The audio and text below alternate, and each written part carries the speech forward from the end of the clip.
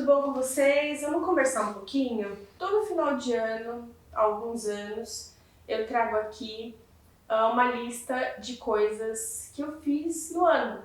Eu fico pensando, algumas pessoas vêm falar comigo, nossa, Karina, como você conseguiu fazer tanta coisa, né? As 90 e poucas, as 80 e poucas coisas no ano, né? Grandes e pequenas. Como você consegue fazer isso? E eu fiquei pensando, e as pessoas que não conseguiram fazer 2, 3, 4, 5 coisas e só correram atrás, enfim, além de sustentar a família e tudo mais, né?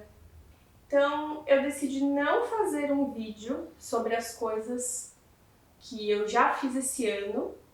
Eu decidi fazer um vídeo pra gente pensar em como que a gente está fazendo com o nosso tempo. Então, eu conversei um pouco com os alunos da Expand, que falaram que, primeiro, tem medo, né, de colocar o projeto no ar, mesmo conversando comigo, mesmo dando total apoio. Então, alguns estão fazendo, outros vão esperar para o final do ano. E também tem a questão da vergonha e de não conseguir fazer, não é em relação a não ter tempo, é em relação a não ter tempo. Mas sempre me perguntam, Karina, como é que você consegue, né, fazer tantas coisas? Gente, eu não consigo fazer tudo que eu planejo. Eu faço outras coisas que até não estão planejadas ao longo do ano. Esse ano foi difícil para todo mundo.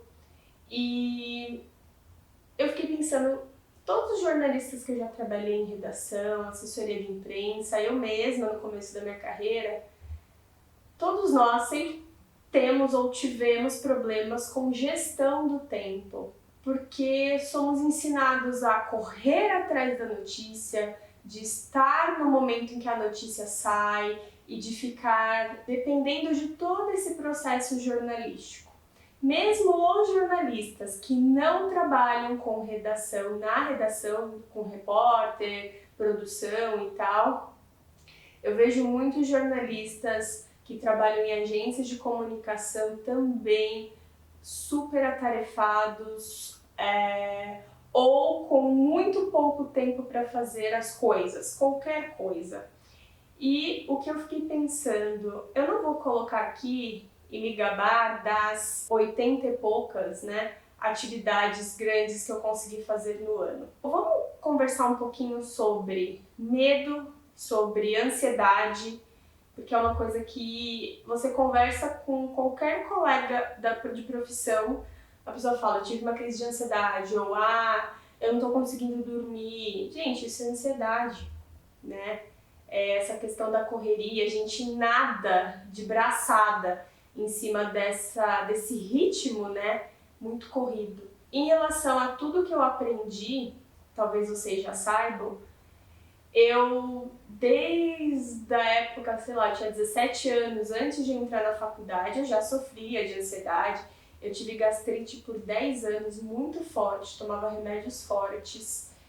E desde a época do pré-vestibular, eu corria e queria conquistar coisas que conquistei, mas não foi um processo, né? Não tem aquela frase que fala você tem que aproveitar o processo, não a chegada? Esse processo, talvez por uma questão social, né, enfim, de financeira, econômica, de gênero, enfim, sempre foi muito desafiador e muito desgastante. E ao longo do tempo isso foi virando um hábito, algo que fazia parte de mim que antes não fazia.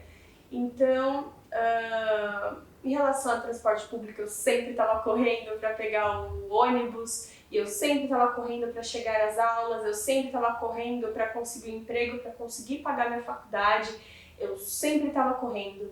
E isso virou parte de mim, então eu comecei a andar muito rápido, a falar muito rápido, a raciocinar muito rápido.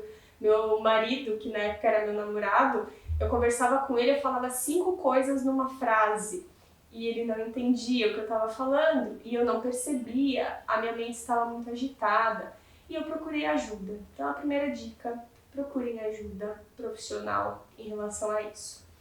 Outra coisa, eu fui me deixando, eu fui mergulhando, né, nessa questão de rapidez e de fazer as coisas que os outros, né, me pediam, porque eu era funcionária, eu era empregada, enfim, demandas da família, demandas de casa, fiz estágio correndo, aprendi na correria de redação, em assessoria de imprensa, depois me formei, abri a minha agência, então sempre estava correndo para atender os clientes. Cheguei a atender mais de 40 clientes e em uma época 20 ao mesmo tempo, numa equipe de 2 ou 3 pessoas junto comigo, né, fazendo toda a parte administrativa.